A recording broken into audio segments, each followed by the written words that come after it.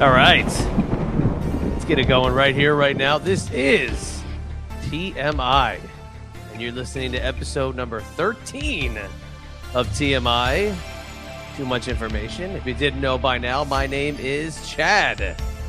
And of course, you know it's going to be a wild episode because I'm sure Shelly will start admitting something she probably shouldn't at some point in the episode. But today, no exception. I'm going to welcome in the one and only vampire queen, Shelly Martinez. And I got little Minnie the Moocher. Look at that. Debut on TMI. Oh my gosh, Minnie. It's your debut on TMI. Say hello to all the people. Oh, it's too damn hot. Yeah, what's up with that? You're in the middle of a heat wave. I was freezing my balls off yesterday in the absolute frozen tundra of Virginia. But you're hot out in California. What's up with that? Oh my Why can't we goodness. just do one universal temperature? Here's the thing. I could sit here and be like, oh my goodness, why is it so hot? But when you look at the patterns, that's just how it is in California. Yes, we do have rain. Yes, we do have our cold seasons here and there, but we have a lot of warm weather, as the cliche goes, sunny California. But it is just a little too sunny for me, to be honest. And here's the thing. Earlier this morning, I had a bunch of things to do. And the way I feel right now, first of all, I'm still getting over that cold I had from last week. So it's been over a week now. I'm very congested. My ears have been plugged for this whole time. Like, the congestion's killing me because it's just like the cough attacks and this and that. So then when I go and run my errands, even though you have the AC on, it doesn't matter. That sun still gets you. I feel like I literally have been out in the sun all day. And it's just, we'll see what happens. But I did find when I went on my little excursion earlier, based on last week's episode, I got myself a little green fairy here. I think it's more than a shot. So I'm willing to do one shot. We'll take it from there. We'll take it from there. But here's the absinthe I got at good old Bevmo. Thanks, Bevmo. So we'll see what happens. You know, Minnie, I was, when I was out and about, I was like, dude, even though I'm not 100% yet, I think I could bust out at least that absinthe because I was looking forward to it so much last week for that secret society party. Let's do it this week here on TMI. Nice. I've got my little booze bottle here of pink lemonade, Smirnoff. I found this in the freezer, and I went into the shot glass little cabinet, and to honor opening day. There you go. Major League Baseball, we are going to go with the Met shot glass to start. I have got about 19 Virginia Beach shot glasses I could have gone with, and I went with my New York Mets. Let's go opening day. They are 2-1 to start the season. That's Very a good New York good Mets going start. with the theme. I just smelt my absinthe and it made me want to throw the F up. So well, you know, they'll pay extra for that. So, you know, let's hold off on that one. All right. Are we ready here? Here we go. Cheers to another TMI episode 13. Ooh, cheers. Lucky 13. Oh, God. Okay, just do it. Just do it. Just do it. That was like sweet. I'll just wait. I'm done with mine. That's what we call a champ right there. Oh, I got to freeze frame that shot. That was a hell of a shot right there. Oh my gosh. Oh. And all I had was unflavored sparkling water as my bag. Ugh. I know. I gave up the soda. Here's the thing. I used to be such a whore for Diet Dr. Pepper and Coke Zero, especially. And just with all the things, it's not the same Coke Zero as it was from yesteryear. That's for damn sure.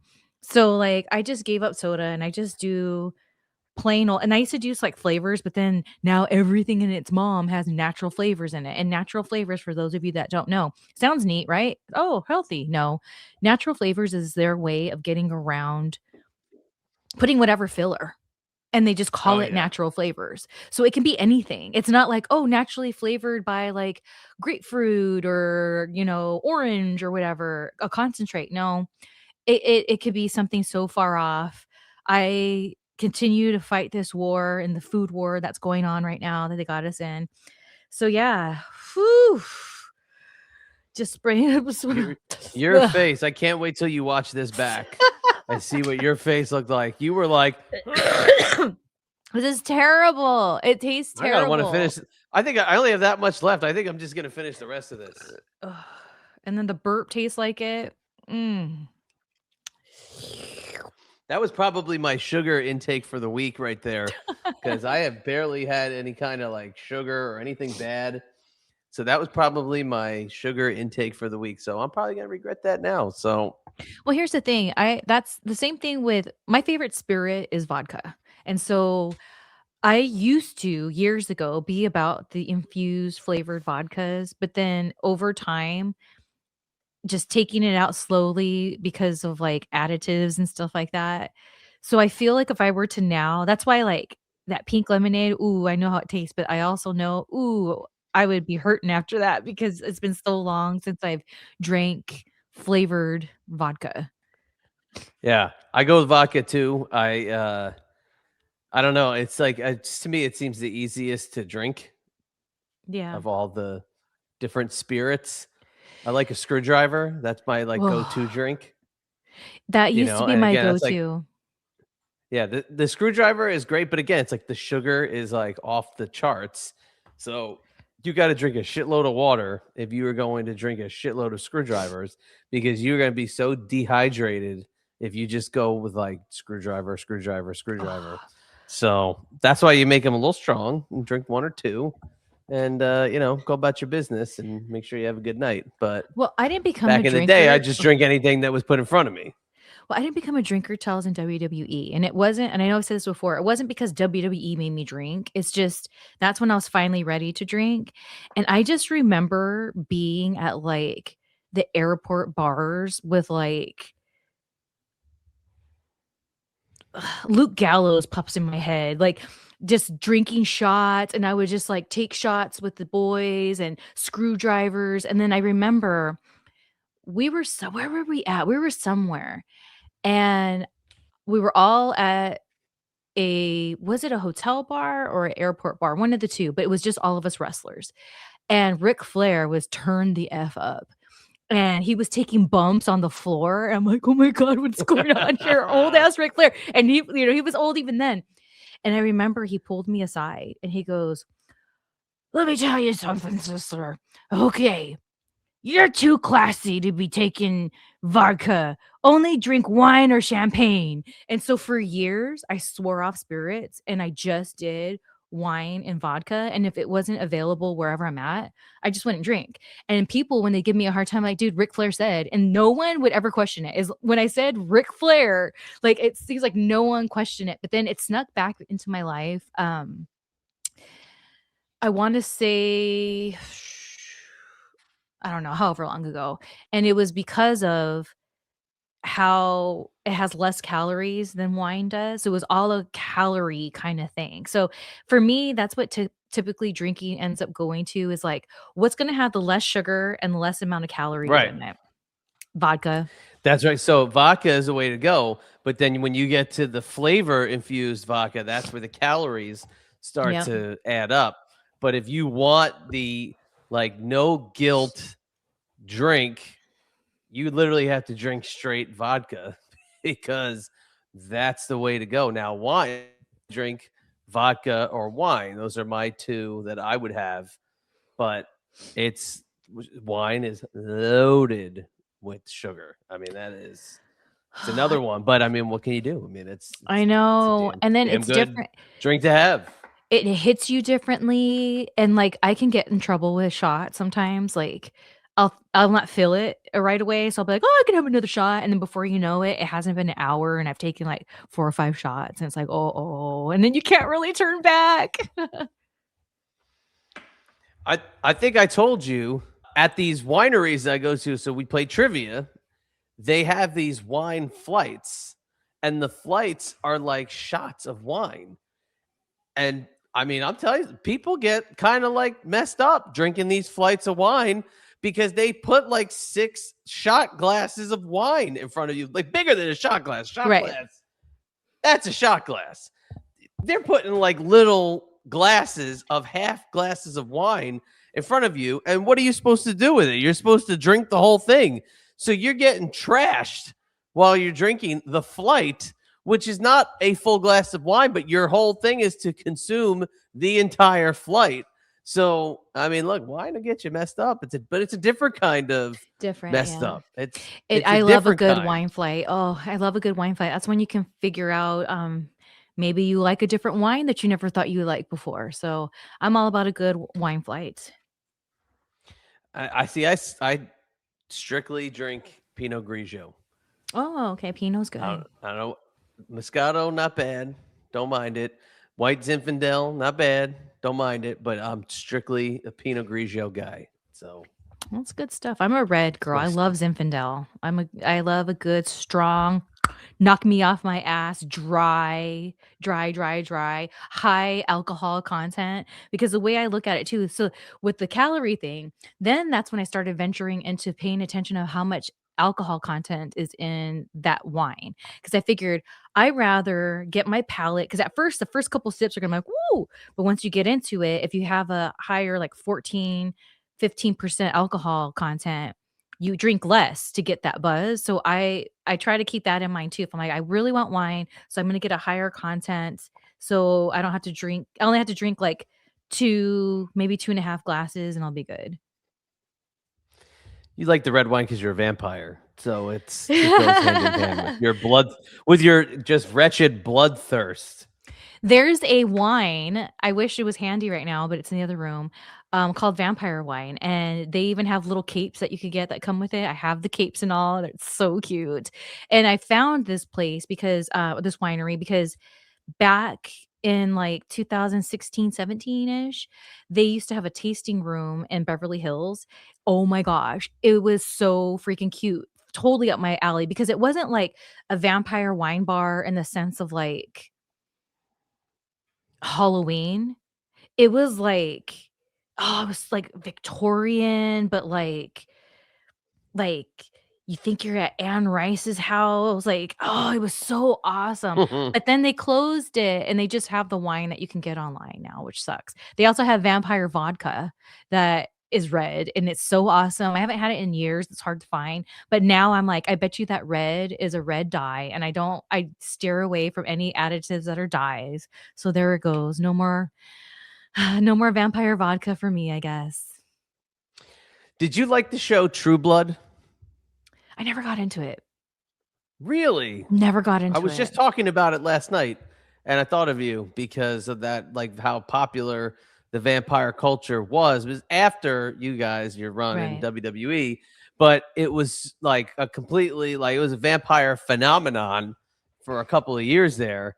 And they had the True Blood drink, which is what the vampires would drink to, keep their vampire urges under control. And of Gotcha. course, they try to market that and make that a thing. But I don't know. I just was wondering that last night, and I was talking about one of the actresses on True Blood. I was like, I wonder if you ever liked that show, but you never got into it. You don't? Do you get into like the vampire movies or any of the vampire culture that's out there with the film and television shows? Like, Twilight wasn't for me. True Blood wasn't for Twilight's for me. like for teenagers. But still, like, it was huge, some people like it. Um, Interview with the Vampire, for me, growing up, I really, really loved it. Nowadays, it's hard for me to watch because I believe oh, I don't have my tinfoil Boring. hat with me. Oh, it's in the other bat cave. I would put my tinfoil hat on right now if I could. Um, that scene when they're doing the play and the girl really gets sacrificed, like, I feel things like that really happen. So it, like, triggers me, like, that way. So it's too real. Just like I stopped watching Stranger Things because it's too real. It got too real too quick, so I cut out because it's too much. But, I can't really think. Oh, I liked From Dusk Till Dawn. That was a good one. Dust Till Dawn is great. Yeah, That's I a really agree with good you on one. that one. I'm trying to think of what other vampire culture. I didn't get into that one and I so wanted to. That comedy one, you remember that one? Maybe it's still out there. It was like We Live in the Shadows. yes, yes, I really wanted to Yeah, like that. I don't. My brothers tried to get me to watch that. I don't like it. It's I couldn't. That's not It my thing. it Yeah. didn't make me laugh and I thought it would and I wanted it to work out. Here's the thing with me. What people don't realize is I'm more about camp. I love campiness. That's why I love, like, Svengoolie, for those of you out there that know who Svengoolie is. He's a horror host that has a show every Saturday on MeTV, and he always plays, like, B movies or, old school horror movies and stuff like that. So I love stuff like that. Like, when I think of, like, vampires aside from the Lost Boys, I think of, like, the Munsters, Lily Munster and Grandpa Munster. Yeah. Like, that's my stuff. I love camp. So when it comes to like Bela Lugosi, for example, huge into like that vibe. The old Universal monsters and all of that. That's more of the genre of horror, aka vampirism, that I like to get into. It's that kind of stuff. Although I do like Blackula. I don't know if it falls under that. I'm trying to think. There's a bunch on actually Svengoolie that I've never seen before or I didn't even knew exist that are vampire themed movies and I love them. So I'm just old school, man. Did you ever see any of the Hammer Dracula film? Hammer Dracula. Dracula. That's trying to cover up my New York accent. Yeah, The Dracula. Hammer Dracula films. Oh no, I don't think so. So those are like it's a huge, like, it went on from the 50s to the mid 70s. The Hammer produced Dracula films are like, the Curse of Dracula, the Twin of Dracula, Oh, like this yeah, of yeah. Okay, Dracula. I've totally And seen those. it's Yeah. always Christopher Lee versus I forget the other one. Christopher Lee is Dracula, and I forget the guy who plays Van Helsing, but they're all like connected through the canon of the films, and they just have different, interchangeable plots. And I've always wanted to watch them because there's so many of them, but I just have never done it. But you watch, like, my personal favorite horror movies to go back and watch are like what you're saying, the campy 60s, 70s, like risque R-rated movies that, like, were really pushing the envelope at the time with Mhm. gore and other things. And I love those films, but Oh my sometimes they gosh. get a little harder to find. Have you ever heard of the movie The Abomination? I have heard of it. I've never seen it. It is so bad, it's so freaking good, man. You gotta check out The Abomination. I think it was in 1986 or 88. I can't remember which year it came out. That's one of my favorites. I went to, back in the Disney Brother, a independent film festival, and, that's when I first saw it, and I fell in freaking love with The Abomination. It's so freaking awesome. I'm trying to figure out a way to watch it online, and broadcast it without getting in trouble. Like, I try to contact the, director, writer guy. I've tried to contact people who have interviewed them, and they all tell me, "We haven't heard from him in so long." I'm like, "Dude, I just wanna play The Abomination on YouTube for my fans." And then where I have found it on YouTube, I wrote to the person who posted it and I was like, "So how did you get past it? Did you just chance it?" They're like, "Yeah, I just chanced it." And I'm like, "Oh, every time I chance something, I get in trouble, but all these other people have it up. Whatever." It's funny you bring that up because, we were talking about how to broadcast things on YouTube. I saw an account that was posting wrestling content. Of course, nobody's they've got them all up there, no blockages or nothing. And they had the public domain movie, The Man Who Laughs, which is like the inspiration for the Joker. Mm-hmm. They had the full public domain film up there and had like 8,000 views. I was like, well, how the hell? They had put like a cool brand new cover art for it. I'm like, how the hell did they get away with putting that up? How come nobody's blocking that? Here's the thing on that topic. When I was doing Twitch, because I monetized on Twitch, so I was trying to like do something with it for a while.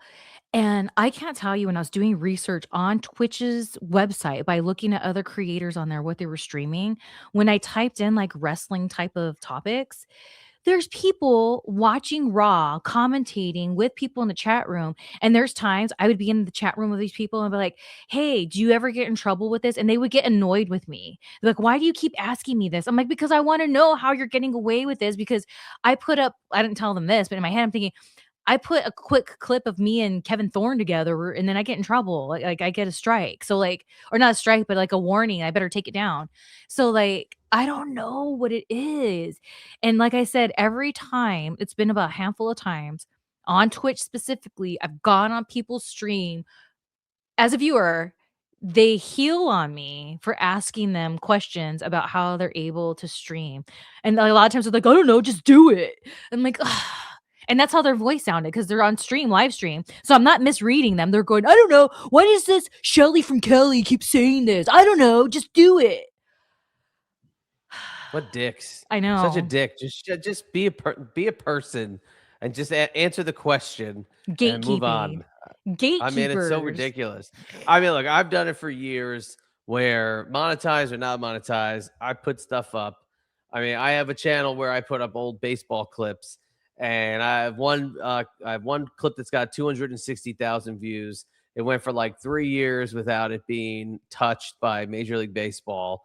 And then it finally got flagged as a Major League Baseball clip, and whatever. Now it's their clip, but I still get the views towards the channel.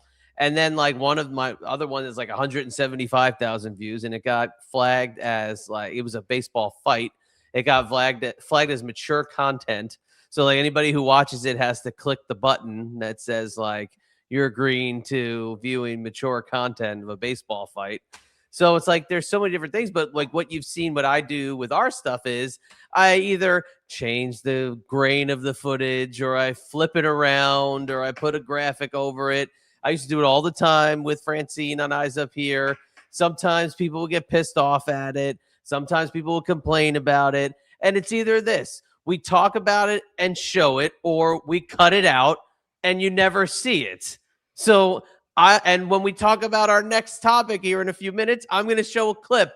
And guess what? I might have to take it out, and it's only going to be for Shelly and I, or I might have to keep it in and get creative about it. But I feel the clip is pertinent to the conversation. So I'm going to go and chance it because I freaking feel like it. And the channel that I'm going on to find the clip has it uploaded, and it sure isn't WWE. So that's what I'm saying. There you go. That's how I feel at the moment. I don't know. Just do it. See, take a chance. I can't.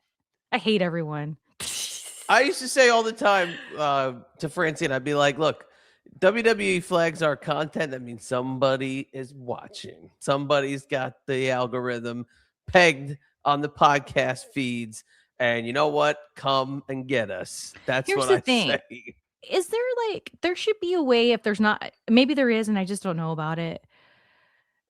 There should be a way where like you can pay a small fee for licensing. Like, I know I used to use this one site for my music for my videos, and I was able to use their music that was in their library, as long as I was a paid, like had my subscription going and had all the credentials on there.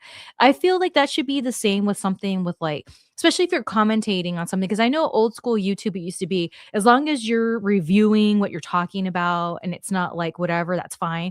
So it's like, why did that change? What happened to where all of a sudden that changed? Because I think that's pretty fair when you're like obviously not trying to make money off of reusing someone else's content. You're talking about it. It's at the point of conversation that you have in your video. Like, I don't understand why, especially if F paying, like, just giving credit. If you have the credit, like, so let's say it's a WWE kind of thing, giving them the credit and where it was at and the date. Like, if we do our research on that clip, why can't we use it? It's so dumb.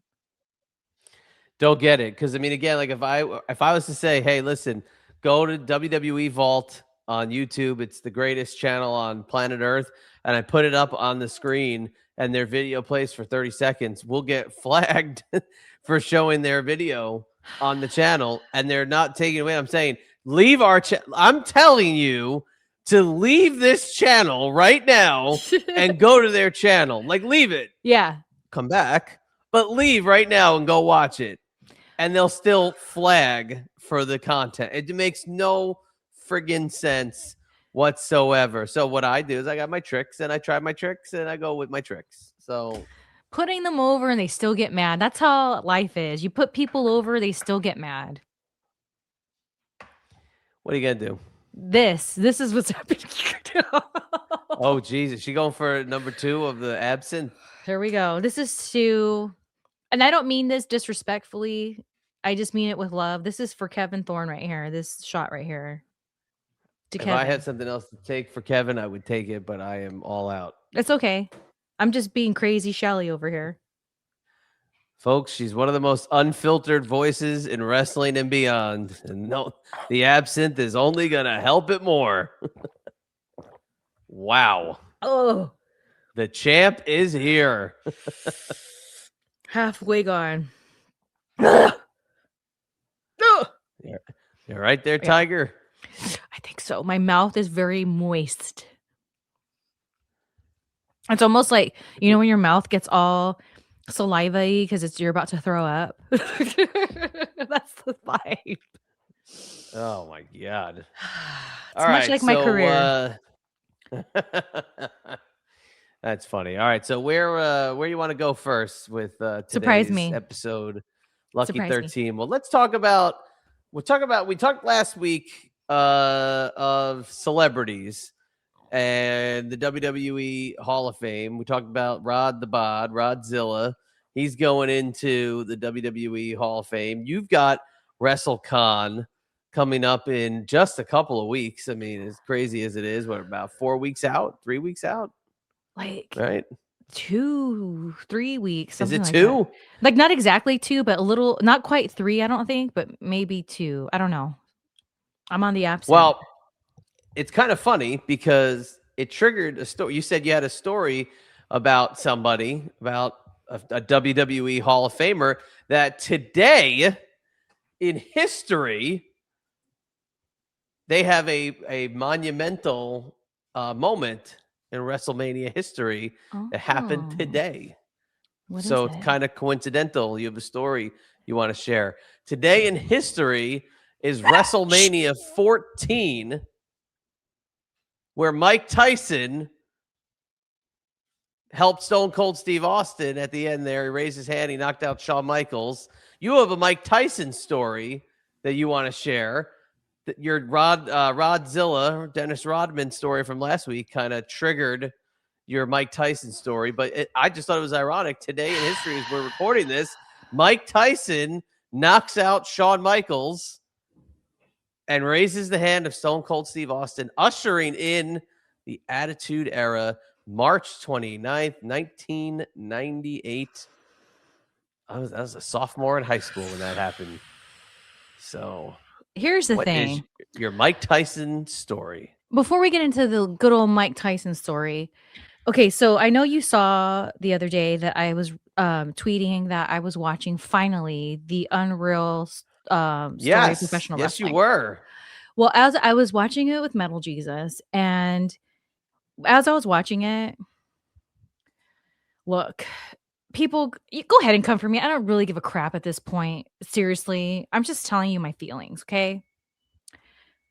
Can I go one effing day in my life without having to see Shawn Michaels' fucking face? Just one day. One day. Can I please? I get triggered. I don't care for the gentleman. Maybe he's different now. I have no idea. I don't really even know him, but based off of my personal interactions with him and based off of what other people have told me and based off of his vibe. Again, I haven't seen current footage of him in a long time, but it doesn't matter if I try to mute or block his name. It pops up on my Instagram feed or my Twitter feed. Some people can say, then get off the internet. I make money on the internet. When I Get off the post, internet. there's times where like I have days where I'm like, I'm just posting my stuff and then I'm not going to look at anything else because I have too much to do. Right. Even on those days, there's Shawn Michaels with the smirk. And on that, I'm just so right now when you put up that picture, I'm just like, I was Shawn Michaels free today. There he is. So we got to have this many days without Shawn Michaels counter Yes. going on the show. Well, I have really even more bad news for you. What? I was also going to play the clip of where Shawn Michaels rips the shirt off of Mike Tyson, and I think was one of the cooler Mike Tyson moments in wrestling. And Mike Tyson joined DX. So I'm sorry, but I was bringing in Shawn Michaels again. I'm not going to lie. I don't love the guy. You know, I've heard so much about him through, you know, my guy, the franchise. Obviously, I'm Team Shout Chise out. all the. I'm Positive vibes.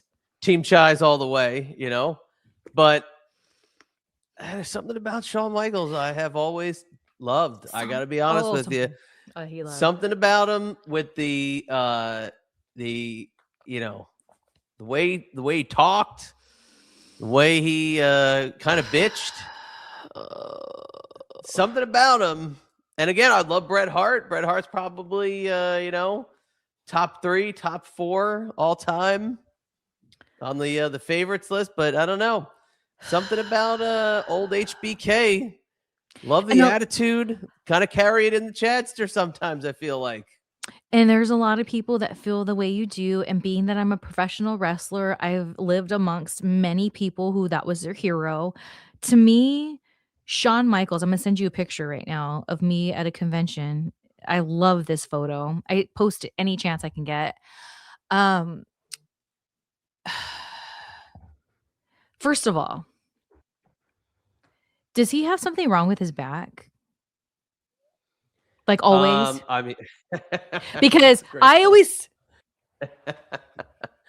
He had a very bad back injury. It took him out for a long. Is that your impression of Shawn Michaels? Yes. If I was standing up, my butt sticking out, my spine. Like some people have that condition where their spine gets jacked up. I don't know if that's what it is. Yeah, he had a very bad back injury. It took him out for a few years, allegedly. Depends on who you want to talk to about it. Here's the thing. I don't ever not remember Shawn Michaels having the chest out, shoulders back, butt out look. So he looks like a C, almost like a inverted C. I get what you're saying. So that bothers me. Okay. His look bothers me. Okay. He's not a voice. Like I just can't. I can't. And then when I was around the dude, like, let's forget. I already talked about, so go in the archives and look about my story about Shawn Michaels. Didn't I? I did, right? Yeah, oh, you did. Oh yeah, okay. Because I was like early on, so that's why.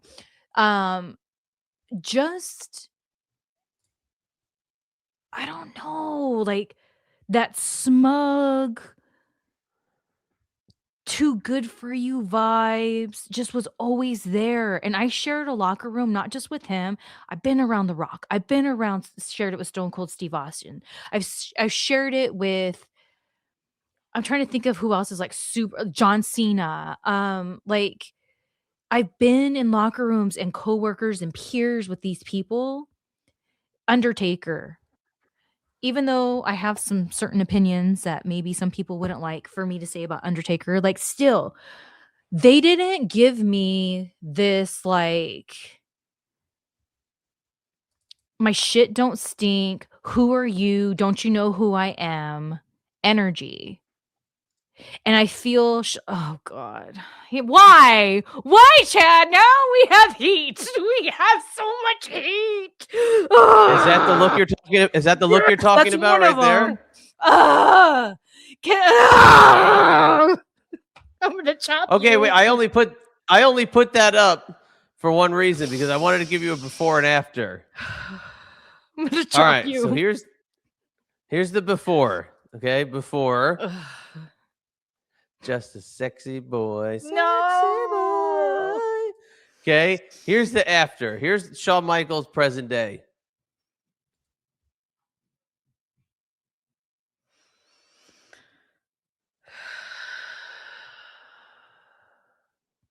Okay, what are we thinking now? Remember when I talked about The Simpsons, when the parson came into town and you cover their face and you just look at the eyes? Put that picture up again. I'll tell you my assessment right now. Put that picture up. Okay, so I'm covering his eyes. Oh, Shawn. Okay, I know what it is. I know what it is. I know what it What is is. I'm going to go ahead and say this. Go ahead and correct me, Shawn Michaels or whoever. You're an insecure little bitch. That's what it is. I see it. You're an insecure little bitch, a little scared. So you put on this certain persona 24/7. Maybe you even believe it. It's so delusional now, you believe it all. And I could be totally wrong. I don't know the man. I don't know. That's what I see. No. Oh, Sorry. back up. Sorry, not sorry. That's how I feel. Oh gosh. I can't. I can't go one day without Shawn freaking Shelly, how'd you like Michaels. to hold my chapstick for a minute? Shelly, Shelly, I'm applying my chapstick instead of shaking your hand. Here's the thing. Look up people, the things that Chyna has said about him. Need I say more? Just look it up. She tells you all you need to know. Maybe people think I'm some washed up vampire bitch that just doesn't know what I'm talking about. Fine, cool. Yeah, sure. Look up Chyna and what she has said about him. There's things. Anyways, so let's go back. Hold on. Okay, wait, time out. Back to did you ever see the clip of when Chyna got her breast implants and Shawn was in the ring with her and Triple H? I don't remember that. Okay, he's got a lollipop and he's like looking down, and then she would look over at him and then he would do this. It's never not funny. So I'm sure they probably maybe had some bad things. That's pretty funny. That's fine. Whatever. Okay. All right. I just want to make sure we can still laugh at that one. I just want to make sure that one is still good. And if anybody gets the reference, we can still laugh at that one together. That's fine. Go ahead and laugh. I'm not one to. I just, like I said, I've never cared for him. He was never one of my favorites. He always got on my nerves. And I remember multiple people telling me different stories, which all led to the same conclusion. We used to rip him and go with his entrance music saying, Vince's boy, I'm just his boy toy, Vince's boy. That's all I got to say. Oh, I've heard some things. So let's get into better news. I'm triggered. Let's talk about Mike Tyson. Let's talk about Mike Tyson. Okay. So back in the Disney, Chad, you're probably aware of this. WrestleCon used to be called Wrestle Reunion. Do you remember this? Yep. Very well aware. Yes. Okay. So they had Wrestle Reunion here in LA. It was really awesome too. It was a cute hotel over by the LAX airport. It was my sister's birthday weekend. So awesome. And it's so funny because my dad's side of the family, I don't know too well. And I have some uncles. So one of them is Uncle Isaac. All of a sudden, who's at Wrestle Reunion? Freaking Uncle Isaac. I didn't know that he moonlights as a promotional guy. I'm like, wait, what? Hey, Uncle Isaac, how come you never booked me? I just thought about that. What's up with Anyways, that, Uncle Isaac? Uncle Ike, where you been? I can't believe I never thought about that before. Why aren't you getting me bookings, brother? Anyway, Hold it out. so there's Uncle Isaac, and I'm tripping the F out, me and Danielle, my sister, right? Because we haven't seen him in forever. And he was like, he comes up to my table at one point. He's like, hey, do you have, I know you're like 420 friendly. Do you have anything on you? Because I have a friend that's looking for some and what they needed, the person hasn't come through yet, you know? I'm like, yeah, dude, totally. Let me know. So then the convention goes on. I don't see Uncle Isaac. And then all of a sudden the convention's over and I'm with a group full of a bunch of people, right? And we're all in this elevator.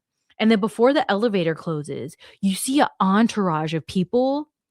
And then you just hear someone go, Shelly, Shelly, Shelly, and then grab me and my sister out of the elevator. It was like a freaking movie. And then I'm surrounded by this entourage. This freaking Uncle Isaac. There's freaking Mike Tyson and the entourage. And they took me and Danielle to Mike Tyson's suite. And he's like, this is the friend I was telling you about that needed smoke. And I'm like, what? What is going on right now? So at that point, the Godfather was there as well. He already had his. So instead of taking from me, which is very classy, he invited me and my sister to the suite via Uncle Isaac. So we're in there. I had a one-on-one conversation with Mike Tyson that was so deep and profound, dare I say, that I just remember little Mike Tyson. I don't say little Mike Tyson, he's little, but it's just like his energy was like a little boy. I just remember we're all medicated and he was like, man, I feel like I just tell you anything, Shelly. I feel like I tell you anything. And like, and I was like, this is so freaking awesome. There's the Godfather. There's Mike Tyson. There's freaking Uncle Isaac. And we're all kicking it, having a good time after making some good money. So then, day 2 of the convention, go ahead and hit the alarm. Go ahead and hit the alarm. Here we go.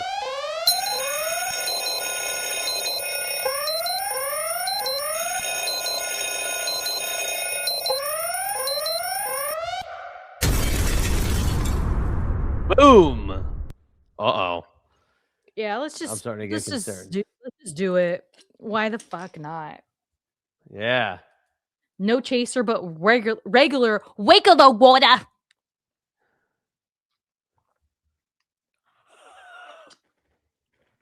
Oh my God. I hope I this look like isn't. such a puss with my No, little I'm just being crazy, fruity Shelly. It's my little fruity not. drink. I look like such a puss. No, it's not. You're not. You're not 1%. So I hope I don't get in trouble for this. Oh well. So at this time, like this was during the era where I was like, I really fell in love with wrestling. I was like so about it.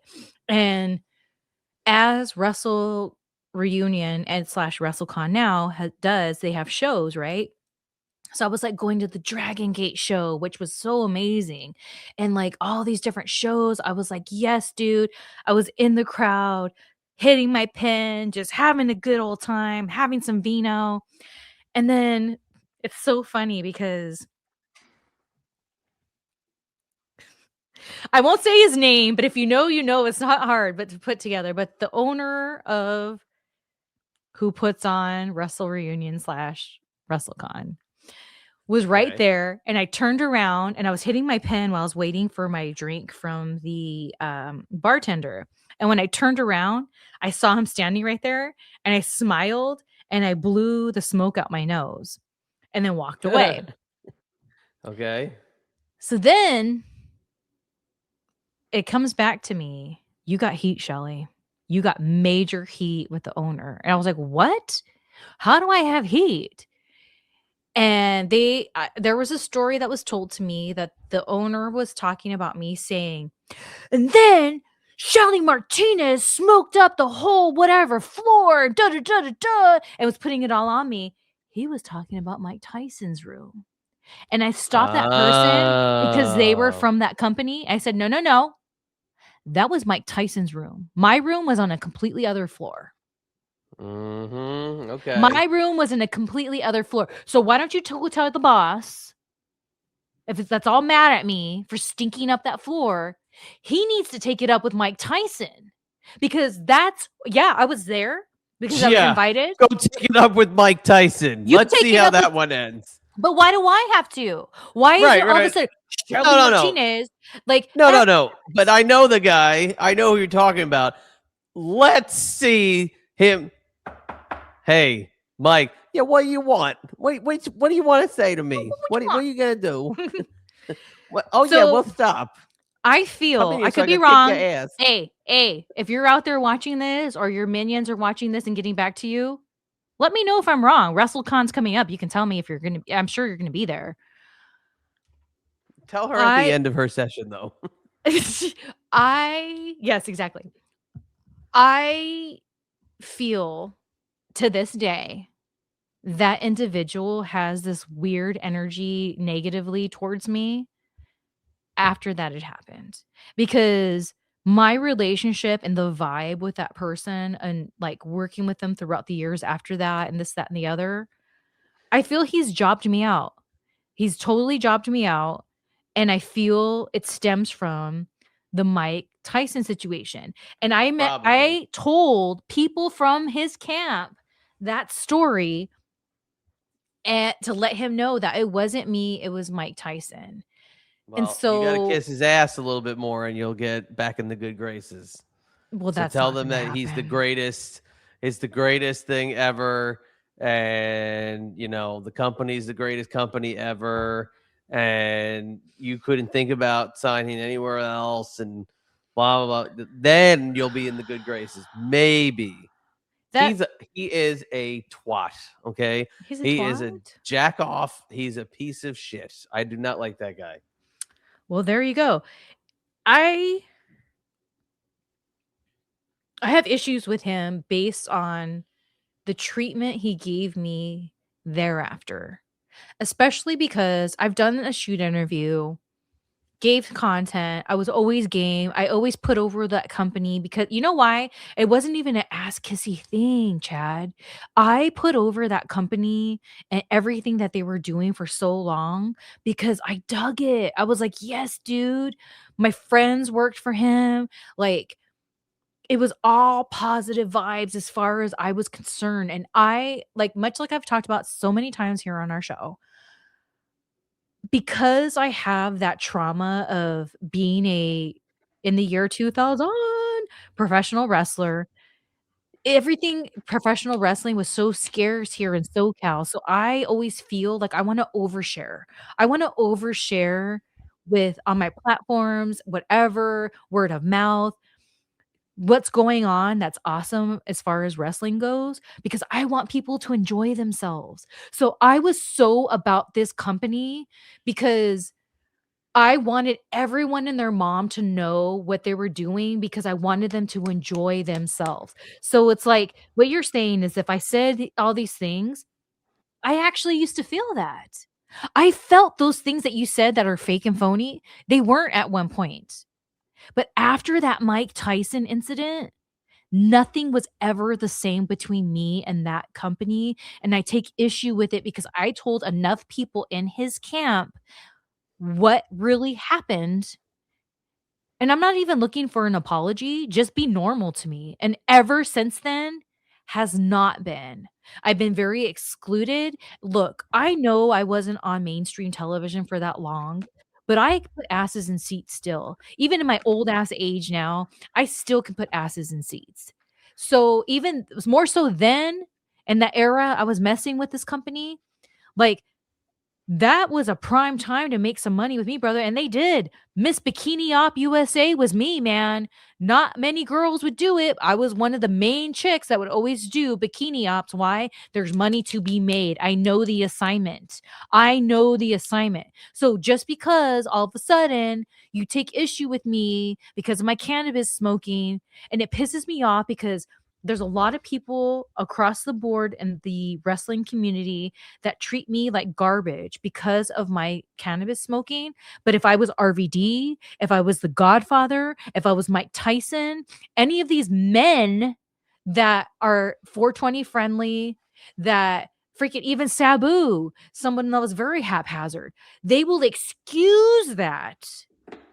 But the Shelly Martinez was smoking up the whole room. No, bitch. Like, no. And it makes me so mad because cannabis really did bring so much and continues to positive into my life. And to be judged just because, in my opinion, I'm not a man, a man in this business, it pisses me off. I take issue with it. Maybe it's the absinthe. That's what's up. Could be urging it a little bit, but I mean, I'm not like I can't say that I'm like your lifestyle, like I wouldn't be gelling with you normally outside of like I don't smoke. So you and I, like, in that regard, that's the only thing that we don't gel on. But does that affect it? Am I sitting here judging you on that and being like, we can't do show because you smoke? Oh, you smoke. No. Like And you know why? that's a deal breaker for our relationship now. And that's the thing. Look at all the plethora. Shout out Oguapo. The plethora of things that we do have in common, that there's people out there that allow the one thing that I've never once told you, come on, Chad, don't you think? I've never, ever, because for me, even though I've been a little haphazard here and there just because, oops, I didn't know, cannabis to me is, and people in the business talk shit to me sometimes. They're like, stop saying medicating, you're getting high. You know who I learned the term medicating from? RVD. RVD says medicating. Does anyone tell RVD, dude, don't say medicating, you're just getting high? No, because he's RVD. So why is that? And I'll be honest with you. I'll say this. Sorry to cut you off. I do that all the time. Oh, you just do that all the time, Chad. Come on. I just do it all the time. I'm never gonna not say it. I personally think RVD's cannabis lifestyle, how it's bandied about, I think it's kind of lame. I'm not gonna lie. I think it's, at this point, the way it's talked about, it's a little lame.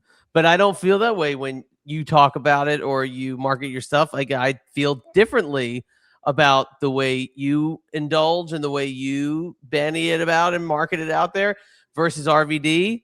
I think RVD comes off, it's a little lame now. I don't know. Maybe that's just me. Maybe it's time to do that stuff more in the private side of your life than the public side. Like, I know we all want to see RVD. We do this thing, and yay, there he is, whatever.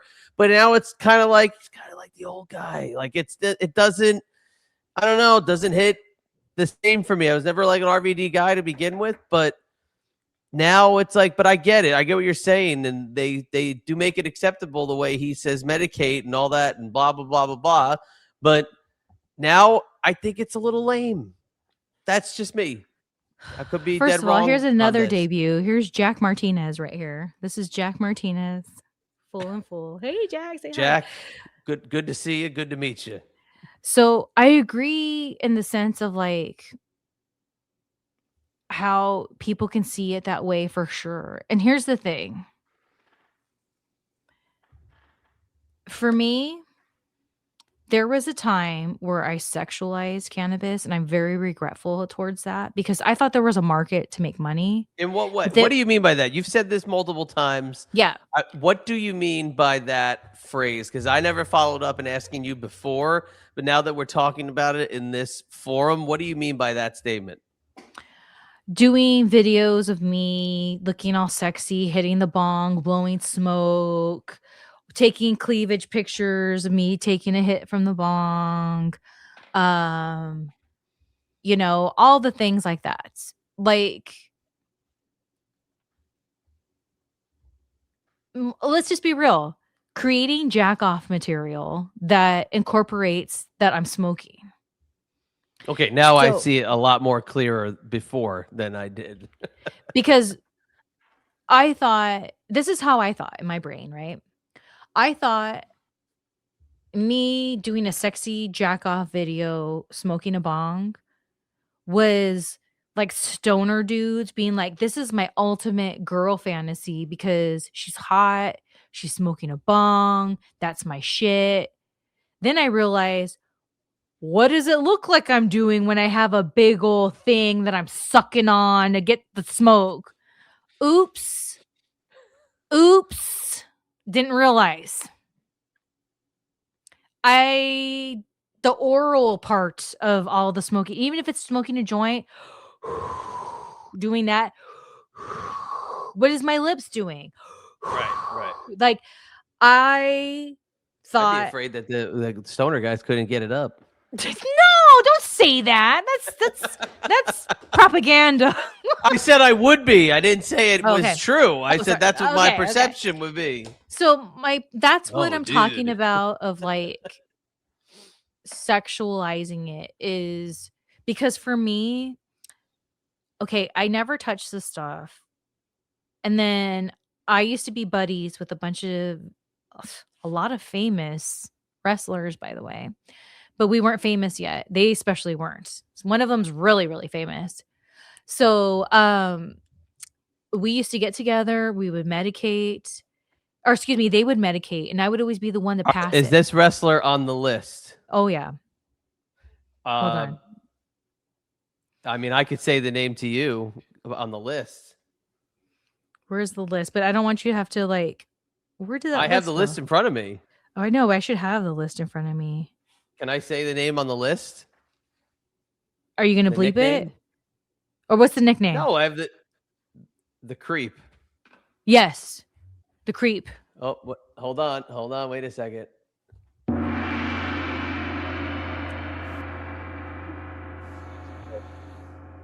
So, I used to smoke with all or excuse me, before I started smoking with all of them, they would all smoke. I'm sure I got a secondhand, but I was always the passer. And what would happen is when I became aerial and when I first was aerial, I used to travel by myself because WWE would give you a little allowance at the beginning for your car rental and for your hotel. So I would travel by myself at first, and I would just bump into RVD at random spots, which was crazy because ECW at that time, we were not hooked up with SmackDown except on TV day. So they were trying to run us in ECW towns in between. So sometimes after the show, we would have to drive many hours after to get to that next town because they were Right. so sporadic. So the fact that I kept bumping into RVD in particular at like gas stations or wherever, and he had no clue my stance on cannabis. He would just be like, "Did you know that not only does cannabis help you in your like mental health, but if they use hemp paper instead of cutting down trees, that would actually help the environment." And so then what I would do is when I go home, this is before Google, so we had Yahoo. I would Yahoo it up, look it up, and he was right. And I will never forget sitting in Mr. Big. You have your list, Mr. Big? Mr. Mr. Big. Big. Yep. I got it. So Mr. Big hosted all of these like smoke out sessions that me and my buddies would have. And at Mr. Big's, I remember I just kept compiling this information, not telling them, the group, just RVD kept bumping into me, telling me these facts. And I just remember we had this one bowl. We called it the Tremor because it looked like the Tremor from the movie Tremors. And I looked at it, and Great usually, reference. the Tremor, we called it that, the Tremor. And so I went to pass the Tremor, but I looked at it and I thought about everything RVD told me. And I said, F it. And I sparked it up, and I remember the whole room went quiet, like, and I hit it, And that was the first time I smoked cannabis, man. And the thing is going back to my point of calling it medicating, it always has been that to me. The root of cannabis for me has been it's my medication. And then when people go, "Oh, you always gotta be high." Well, when you take a Zoloft or any of these antidepressants, they're in pill form. So they stay in your system long for like 10 hours or so, maybe even 8 or whatever, even 4, like an edible. But cannabis, if you're smoking it, no edible, it wears off. So yeah, duh, I'm gonna keep smoking because I need another dosage. So I literally cannabis entered my life as a medication. And you know what happened, Chad? When I started smoking, repressed memories started to come back. That's when I was really able to start dealing with Shelly that needs to be fixed because things I blocked out, all of a sudden I was remembering. And that's when I was like, Mm, dude. So that's why cannabis to me is so sacred. And that's why I say I'm upset with myself for trying to make a book. I kind of sold it out a little bit, but now I'm roping it back in the last few years of no, it is private. Like, I used to have a podcast that was called The Smoke Out, and I really feel some people didn't take what I had to say on there serious because they're like, "Oh, Shelly's just high." But if I woulda did it in private and then talked about those issues on the podcast, I feel there's a lot of people that woulda went into it non-judging. Now, I'm not here to say who's wrong or right, that's just facts. Point in case, some of those same stories that I told on that smoke out, I've told on here and had a way more positive feedback from it than I did then. I'm not right. saying I'm not here to say they shouldn't be judging me or blah blah blah. No, point is, it is something I do in private. So it's okay to keep it in private, and that's fine. And that's why I feel like I exploited cannabis a little bit because I lost sight of what it really did for me. And that's why it double pisses me off that people will kiss Rob's ass and accept Rob, yet act like I'm just some dumbass bitch that doesn't know what the F I'm talking about because I smoke. It pisses me off.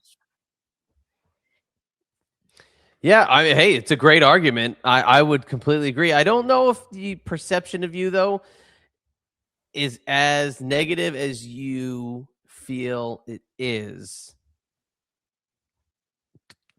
Just me looking at it as an outsider. So It if is I though, could because quell my your peers fear, and my former coworkers, based on how they've treated me, I remember there's this one girl. I'll text you her name right now because she's not on the list. I've talked about her before. well, we got Hold to on. make a girl list too. I remember this girl, I just text you her name. I remember I went to go wrestle her and we were going over our match. And I said, "Cool, I'm gonna go marinate for a second, and then I'll be back and let's like revisit our match." And so she goes, "Are you gonna go smoke pot?" And I was like, "I'm gonna go medicate, yes." And she took so much issue with it. And I said, "Look, I'm not going out there to go smoke to party. This is my medication. I know my dosage. Everything's going to be safe. I'm not trying to get all effed up before our match." And we ended up having this match. It was so good to where afterwards, this bitch hugged me and was like, "That's the most fun I've had in so long." But then still, after that, talk shit about me smoking before a match. But then became all BFF with Rob's wife now and Hmm. Rob and will be cool with them and their whole thing and they're the same. But I'm the one that's like, "Oh, Shelly, da, da, Again, da." I think there's just a double standard because I mean, there's tons of guys out there who get the reputation of being, and I'm just gonna, I don't know if this is degrading to people that smoke, but potheads at times. Guys like Hulk Hogan, okay, known to dabble quite often. Bret Hart, known to dabble quite often. So I mean, like, these are top guys that would do this, but you know, I never heard any scrutiny. The only negative people that you ever really heard anything about were guys like the Iron Sheik, Sabu. I can't say that anything was really in the positive about Sabu, and I again, maybe on the side that I don't know much about, that insider side on your side, you might hear more chatter, but I don't think it's as negative on the fan listener podcast side that you might think it could be there too. I don't think, at least my take, that it's like that. It's somebody that you're passionate about the topic, you make content about the topic.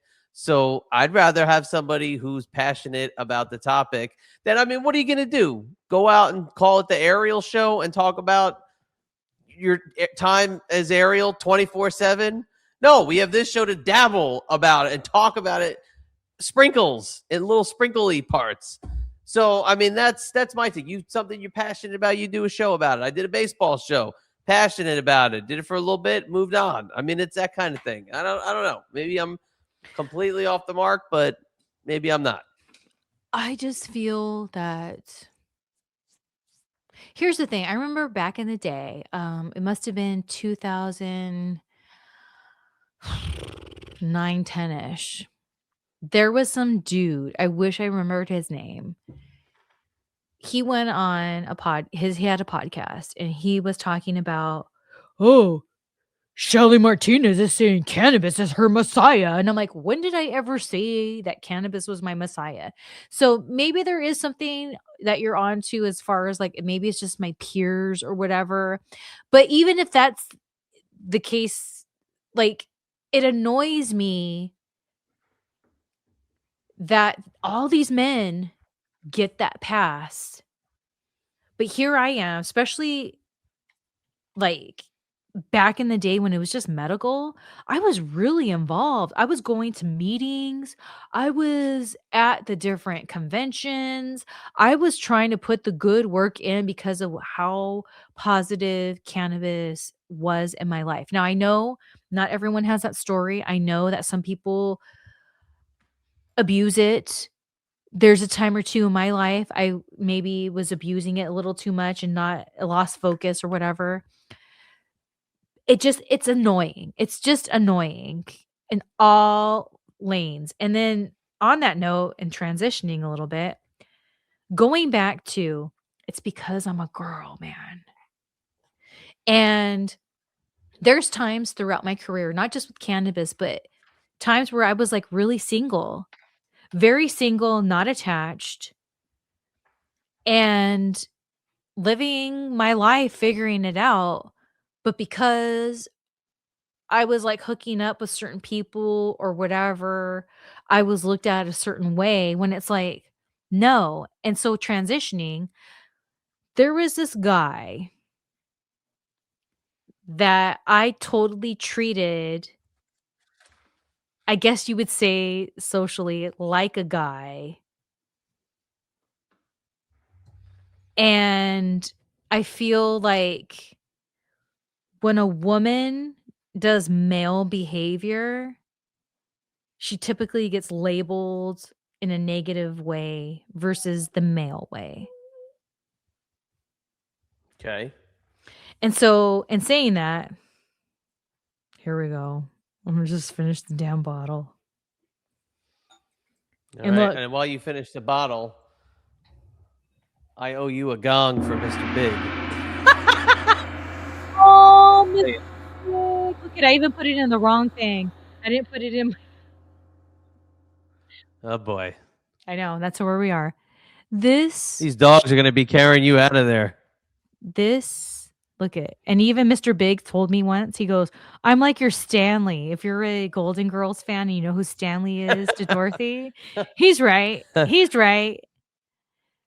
To Mr. Big, I hope he's living his best freaking life and he finds a good girl that's his equivalent to my metal Jesus. I hope he finds his Shelly was in my life because I needed to know these things so I can find this girl.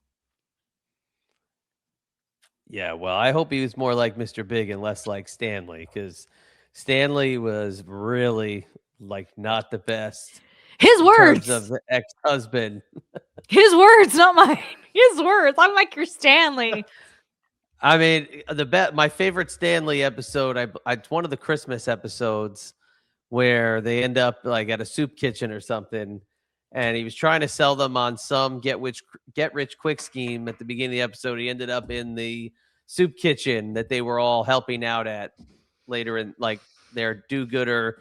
I don't know if they were like held up at gunpoint by somebody. Like it was some ridiculous thing. That was my favorite Stanley episode. I just realized I lost one of my lights and I look very, but whatever. Here we are. So let me tell you guys a story. Oh gosh, here we go. Hit it. Hit the TMI. Oh boy, here we go again.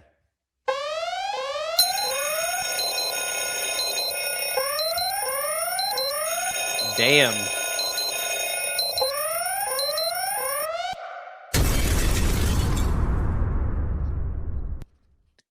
Ew. Yes. I'm such a douchebag. Okay, here we go. So if you remember Mr. Chad, the Chadster, we talk a lot about Y2K reality shows. One Yes. of those reality shows was on VH1 and it was Yes. called The Pickup Artist. The pickup artist. I'm trying my best to dial back in the Wayback Machine to the pickup artist. So for those of you that don't know, The Pickup Artist was a reality show about this dude, Mystery. And he would coach, let's be real, nerds that don't know how to pick up girls on how to manipulate women so that they like you. Manipulate women so that they like you. I can't with this. Okay, So it was that a you could different time. It was a different time so you could pick them up. No, I can't with Right. me, with my story I'm gonna tell you because this is Oh, okay. disgusting. Oh, were So you one of the manipulated? no, Okay. All but right. I Good. played part. So Mystery. He's over here just coaching these dudes on how to manipulate women and how to get them. So I watched the show, and the reason why I watched the show was for 2 reasons. 1, information, because I'm always obsessed with how men think, 'cause duh, I'm a woman, I think differently. So I've been very fortunate that there he is. Mystery. Mystery. So one of the things that like there was a time when I was like an OVW slash WWE days where I lived in a house full of dudes and I would ask them, I'd be like, how come you don't want this girl to be your girlfriend? Or how come you like da da da? So like I always was very curious about men and how they do their dealings.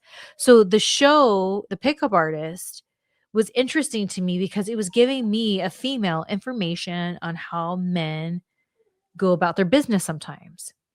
So, come here, Jack. So, I was at this industry party in the Y2K era, and there was Mystery.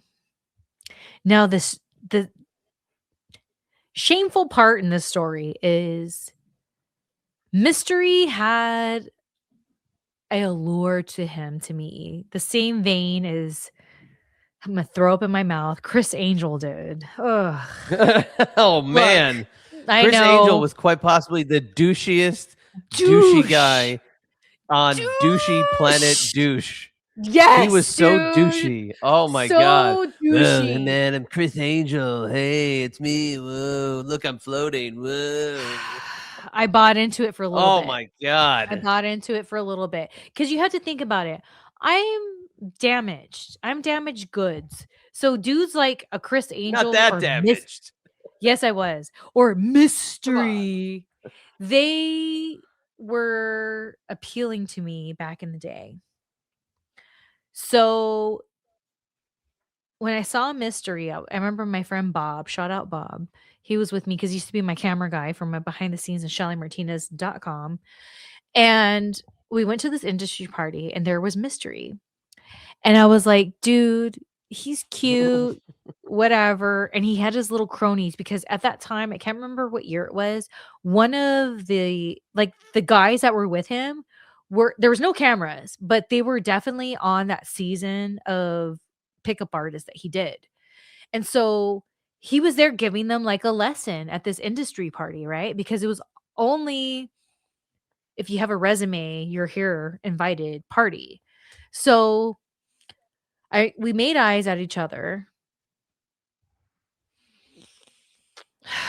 I saw him look at his dudes, say something. So he was doing his pickup artistry, which he's probably charging them for at this point, right? Comes up to me. We say like 2 words to each other, start making out.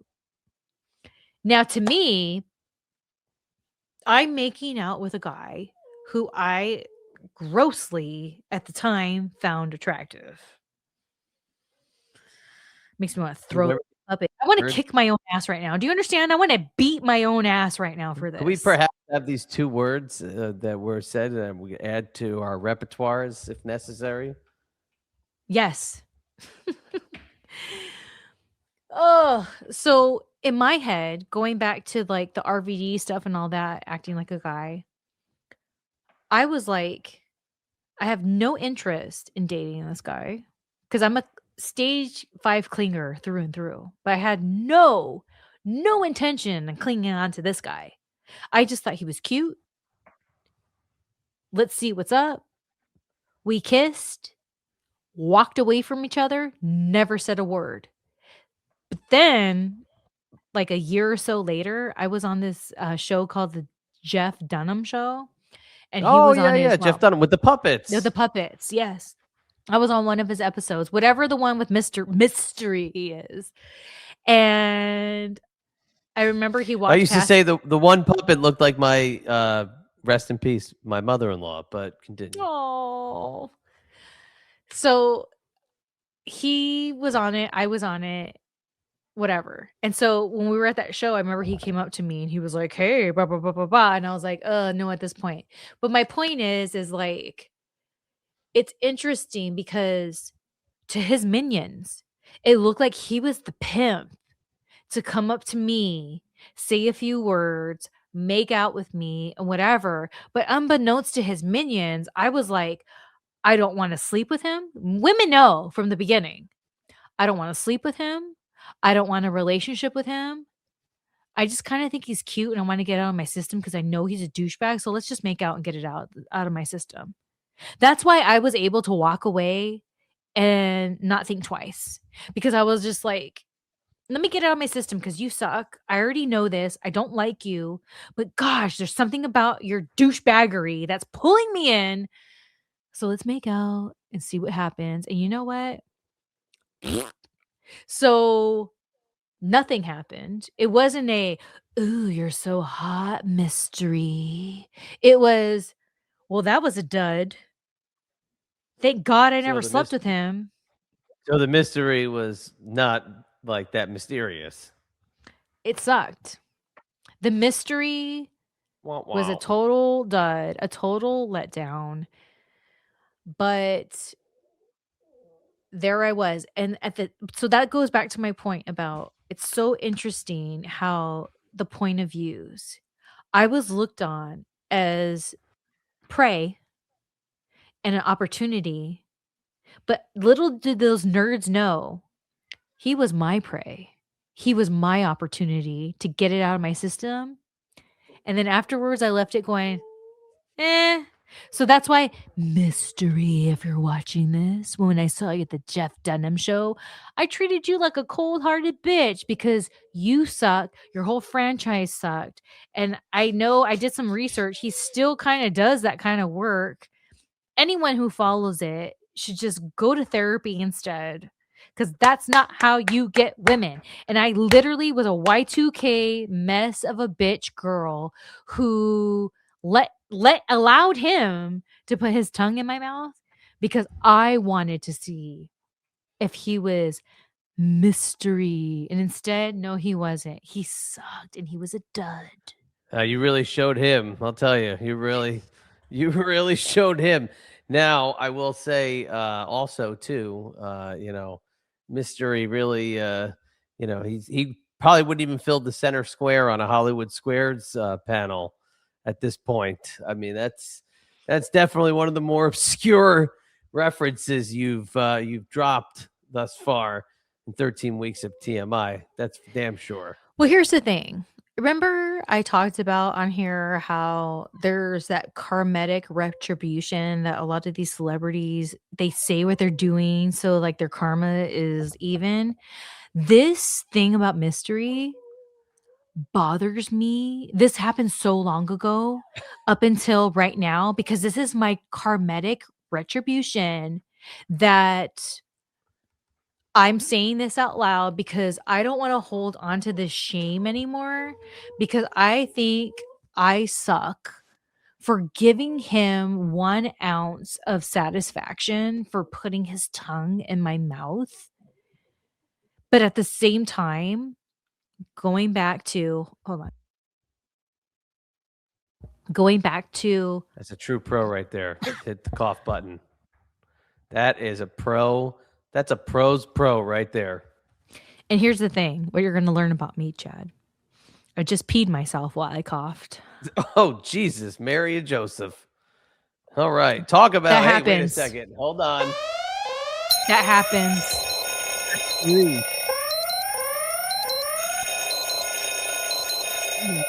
It Ton of 'em. happens. Again, what a little puss I turned out to be with this little bottle. Watch this. Whoop. No, not at all. Look, somebody will clean it up. I'm not even going to do it. I'm going to be a Not at badass. I'm not all. even going to clean it up. It was absent. That's why. That's all. That's all. So, going forward, people here on TMI, look, I don't know what it is, but ever since I became a medicator, when I cough, I pee myself. I don't know what it is. And there was a time because I had a medical situation a couple years ago where I couldn't smoke for a while. Didn't pee myself. And then the first day, which was 2 days after my birthday that year, I smoked finally because I was medically clear that I can smoke. What happened? I took a hit, I coughed, and I went, and then Metal Jesus went, "You peed yourself." I said, "Yes." I don't know what that is, dude. Yep. They pay extra for that too. I don't know what that is. But anyways.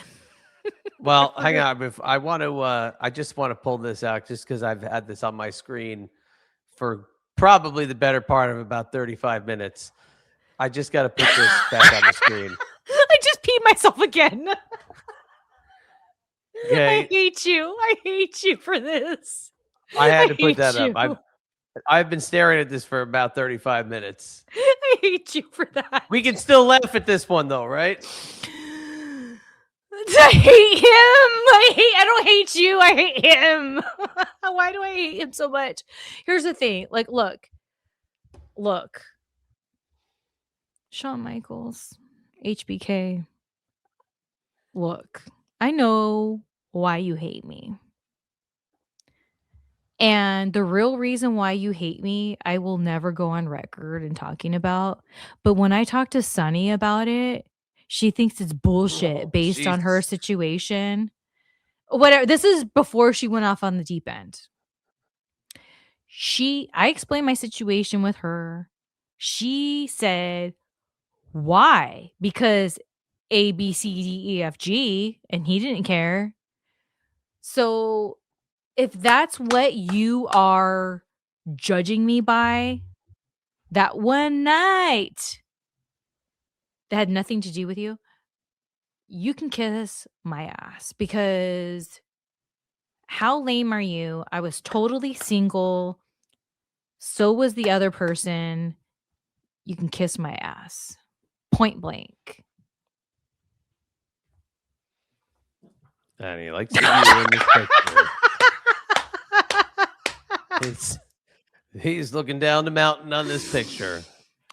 We will, I guess, try to follow up on, you were totally single. Somebody knows something. Sonny gave you insight. I'll tell you after we're done recording, but I won't say it ever. Oh, publicly. I'll be here. I will never say a word. And that's my favorite part of the show. I also want to point this out too. I pulled this up. So you said how you and RVD would cross paths because of the travel schedule. RVD also did appear on the ECW brand. I went to an ECW house show in Toms River, New Jersey on September 9th, 2006. Would you like to hear the card? Mm-hmm. Let's take you down memory lane. Yes. Here we go. In front of 1,600 screaming fans at the Poland Springs Arena, which was at a high school campus. Stevie Richards defeats Rene Dupree. The Basham brothers defeated the FBI. Kevin Thorne with Ariel defeats Derek Nykirk. Don't remember Derek Nykirk very much. Tommy Dreamer defeats Mike Knox with Kelly Kelly. CM Punk defeats Danny Doring. Rob Van Dam defeats Hardcore Holly. And in the main event, the ECW champion, The Big Show, defeats Sabu. I love The Big Show, man. I really do. I really love The Big Show. Just want to say that was a great show from what I remember. We were sitting second row. That was a damn good show from what I remember. Do you remember seeing me? I remember everything very well about that night. It was a great show. You did your whole little thing on the rope right in front of where we were. You know, you did your little like crucifix thing or whatever you did on the rope. Yeah, and I remember everything. Awesome. Well. It was Big Show 1, choke slam right in the middle, 1, 2, 3. It was it was a good night. It was a beautiful night from what I remember. Early September. We're driving out of there with the windows down. Like we probably went and got ripped somewhere afterwards. 2006, great. I went to so many shows that year. So many shows. So, yeah. Hit that TMI again. Hit that TMI. Oh, boy. 4 TMI. Because the absinthe.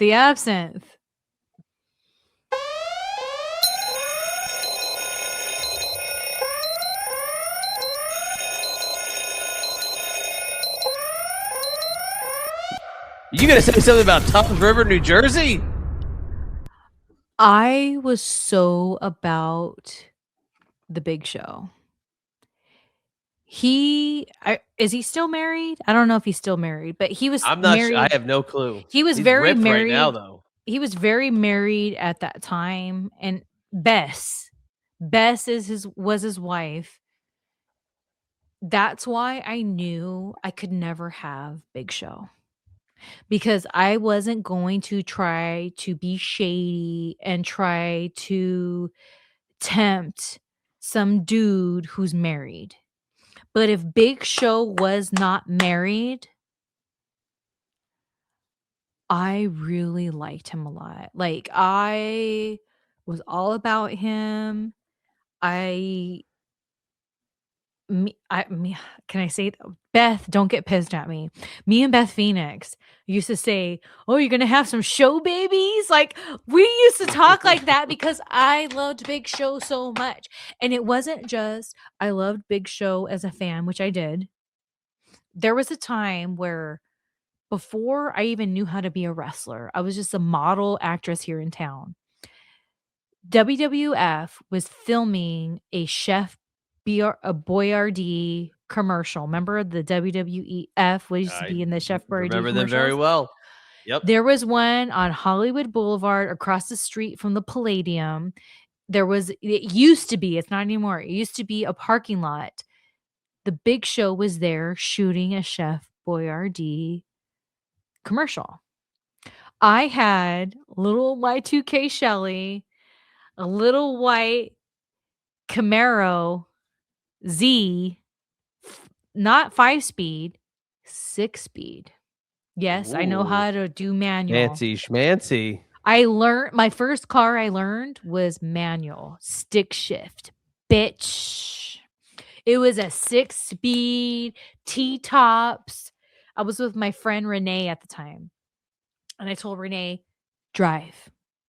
We kept driving around the set, and I had that WWF, CD in my car, and we would go on Hollywood Boulevard, we would stop in mid-traffic, and I'd play, "Well, it's the Big Show," and we interrupted their shooting because I was such a mark for him. Fast forward, here I am, Ariel, here I am sharing a locker room, and I think the fake ECW gave Big Show such a high profile spot, and he did a great job. He wasn't just some WWF guy filling in the fake ECW. He did great. He is such a good performer, dude. But Yeah. then I got to know him personally. We got to be friends. We never hooked up, anything shady like that, people. But I really liked him. Like, I would tell him, I'm like, "Look, if you weren't married," and I wouldn't say it in a way to be like, "If you weren't married." It was, "Shit, man, I wish I met you at a different time." Like, the Big Show to me, Paul, right, is such a big impact in my life. I don't even think he will ever know the positive impact and influence that he had in my life. That's why I will always put him over on social media. I will always put him over when I talk about him because the Big Show, well, it's the Big Show. He was so good to me, and I'll never forget my connection with him. And I wish him all the best in life. He's looking so great. I know some people are trying to talk shit about him. "Oh, he's over here, da da da." And it was like after a surgery. It's like, bitch, he just had a surgery. Come on. Like, no. And now he's posting stuff where he's looking jacked to the gills at the Yeah. gym. Yes, He's bitch. Like, you 55 years old. I mean, and he's a 55. giant He's a doing his giant. doing his thing. I mean, he's looking pretty good. He's also still married, by the way, just so you know. See, to Bess. Yes, to Is it Bess. see?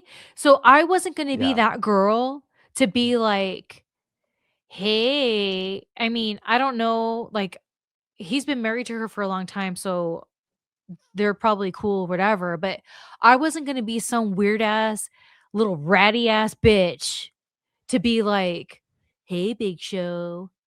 It wasn't that way, and when I would tell him if you weren't married, like I said, it was never there's a term in the Hispanic community, it's called being a traviesa or a travieso, that's like a troublemaker.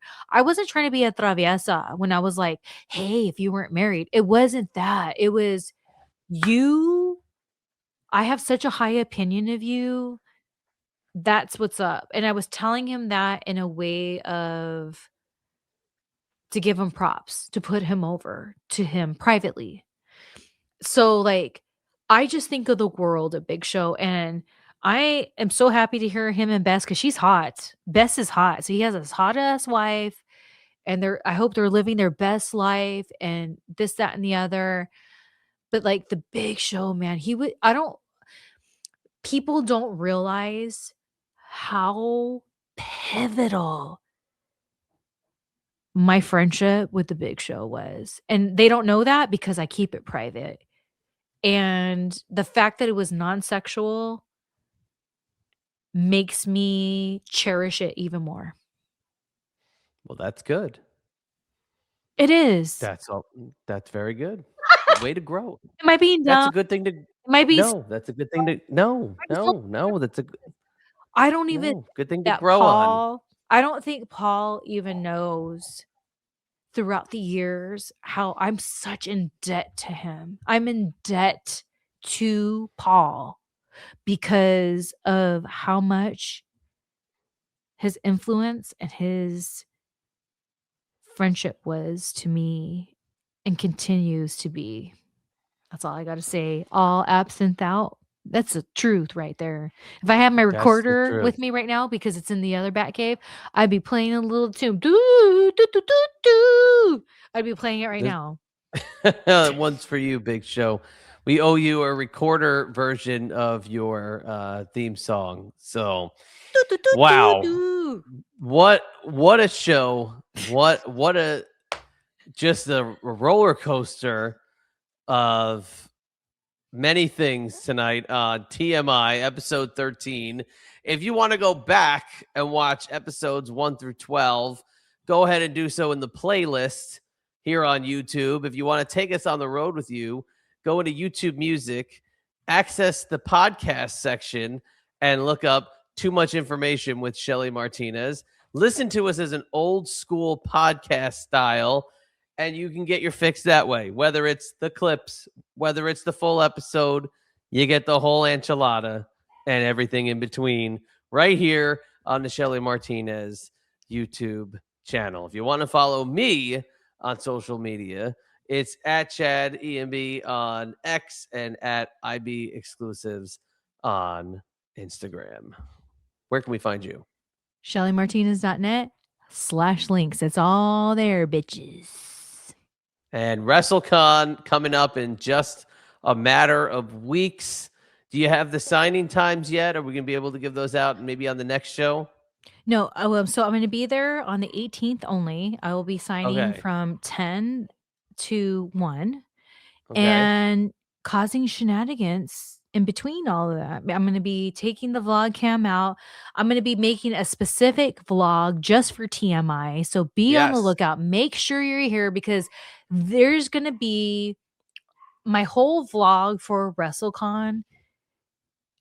I want to have like bits of it on here. Like maybe it's going to be a little messy, but I want to feature it here on TMI because I just think it's fitting. So go check me out. The pre-ops, or was it pre-ops? What is it? Yeah, the Pre-order. pre-order. You know why? We The pre-orders for the yeah, professional. I don't even know where to go with that one. The pre-orders for the professional photos are up. Just go on my links; they're there. I'm looking forward to it. And last year when I did WrestleCon, there was just a lot of static. And this year going into WrestleCon, that static doesn't exist. So I'm really looking forward to seeing what the F happens. So you guys don't want to miss my exclusive TMI vlog that I'm going to be doing just for our show here. So stay tuned. Stay tuned. Now, her dogs are barking. I can hear them from this side of the country. But I mean, I guess we could say that's another set of confessions we did not see coming. So we did not ease into this one, but we will ease into next week's episode number 14. So we'll get on out of here for today. From Shelly, from Cali, we just want to have one more look down. I hate you. One more look down the mountainside for HB Shizzle over there. This is your old buddy, the Chadster. We will catch you on the flip side.